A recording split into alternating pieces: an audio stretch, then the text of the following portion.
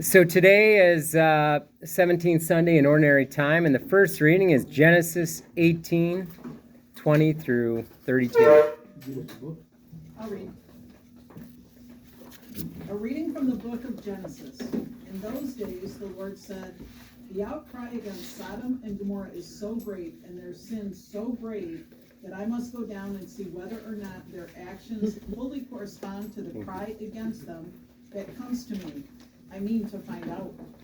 While Abraham's visitors walked on farther toward Sodom, the Lord remained standing before Abraham. Then Abraham drew nearer and said, "Will you sweep away the innocent with the guilty? Suppose there were 50 people in the city.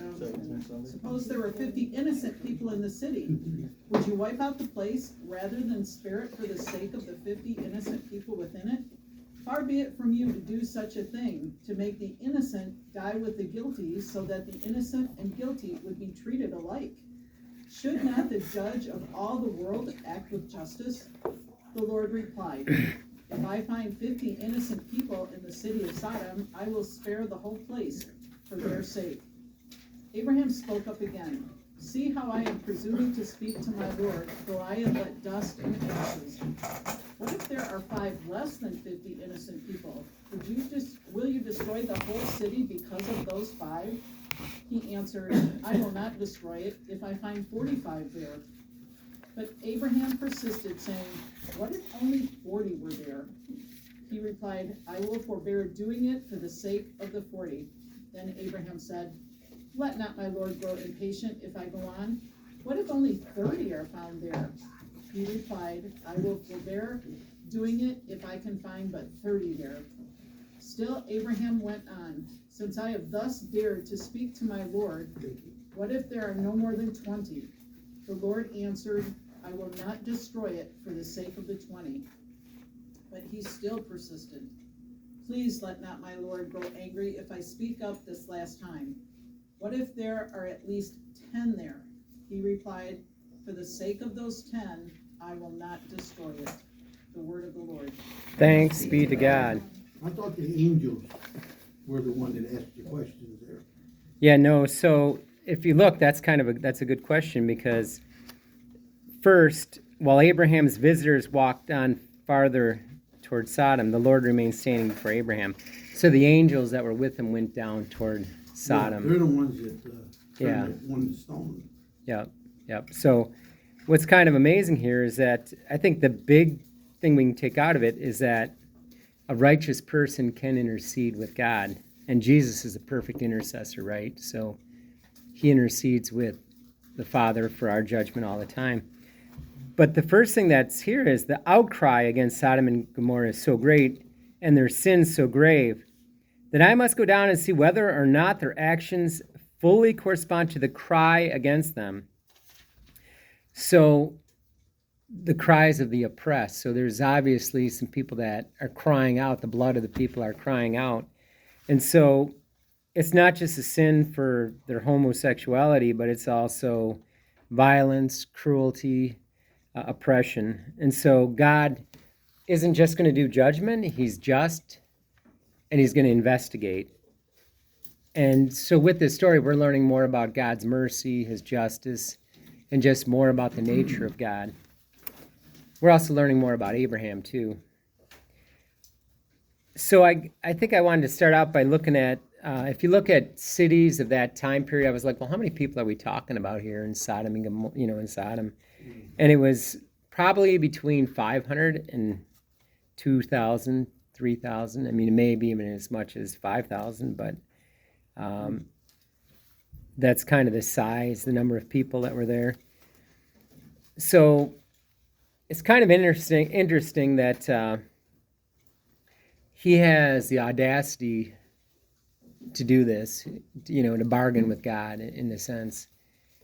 And I think there's an intimate relationship that he has, that he knows he has enough faith in God's mercy and his nature that he can do this, because the people, of that time believed that God basically, was like Islam. They have this view of a slave and a master, and you don't speak up to God. I mean, if there is no father relationship, it's non-existent. They actually call it that's something that's prohibited. God neither begets. I think it's Surah 112. It says God neither is begotten or begets. But it's kind of interesting so that he's able to do this, and he appeals to God's compassion, his justice, and his mercy by saying, how is it fair that you have 50 people who are innocent and you're going to wipe everybody out? You're going to wipe out these 50 along with everybody else. And so he's saying how this will damage your reputation, God, because they know you're a just God and you're known as one that's also has mercy. And he goes on, though, and if you look, God says, okay, I won't, if I find 50 innocent people, I will spare the whole place for their sake. And so we kind of see how God's mercy overwhelms his justice right here. That's kind of the divine mercy principle. And then Abraham does something. He kind of twists it. He says, I'm very humble. How can I even do this? How am I presuming to speak to the Lord because I am just dust and ashes? You're God and I am not. It's a statement of humility where Abraham's saying, I'm not God and I really don't have any business, talking to you. But I think we find something about Abraham here. He has compassion. Remember last week we found out how he was very hospitable. He went above and beyond in order to take care of the 3 visitors. And here he's looking after all the people, not just, just the people that are innocent. He's interceding for all of them. And so that's kind of interesting. But then he goes on to say, what if there are 5 less? So he doesn't say 45. He kind of emphasizes the 5. You see that's a bargaining technique that he uses. So I think it's Dershowitz who said he's the first Jewish lawyer. The first but not the last Jewish lawyer. It's just he's arguing with God. And he keeps going. He goes, well, if I find 45, and he persists, what if there are only 40? Then he goes down, I will forbear, And then let not the Lord grow impatient. So he's dwindling it all the way down. And he stops at 10. Why? Why didn't he go down further to I thought he stopped 1? at 1. No, he stopped at 10 One that would, because below 10, it would have implicated, I thought about that. Why didn't he stop? Below 10, it would have implicated his own family. So his own family would have been, because there was 8. Or, I think it was 8. So it would have been even a lower where he definitely would have had to put the guilt. But also, it takes a minimum number of people. There is a limit to God's, there's actually a concept where there is